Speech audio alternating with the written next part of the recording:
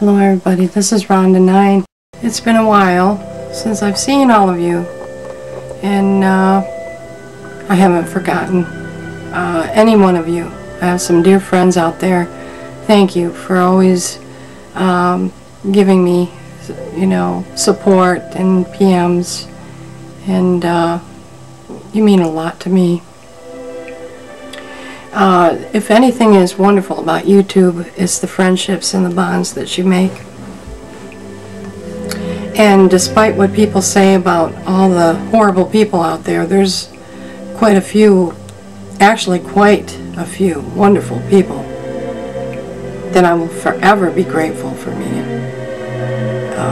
If I hadn't picked up that camera, never would have known them. So when you sit there behind your computer screen and you might be afraid, thinking, oh, I'd love to jump out there and speak my mind. Do it. Speak your mind. Tell people what you're thinking. You might find people that don't agree with you, but it doesn't mean you can't get along. Maybe in some cases you'll run into people that make you feel bad, make you feel happy, make you feel frustrated. Either way, that's real life, actually.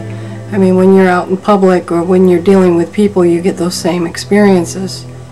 So why not jump on and do YouTube?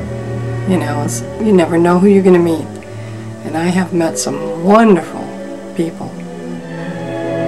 Knowledge is a wonderful thing. It's very powerful. There's no harm in opening up your mind and reading a different point of view. So I encourage that with everyone. Don't be afraid to learn, and don't be afraid to change, and don't be afraid to seek the truth or find answers. You may not find all of them. I don't think any of us always find all the answers. That's impossible.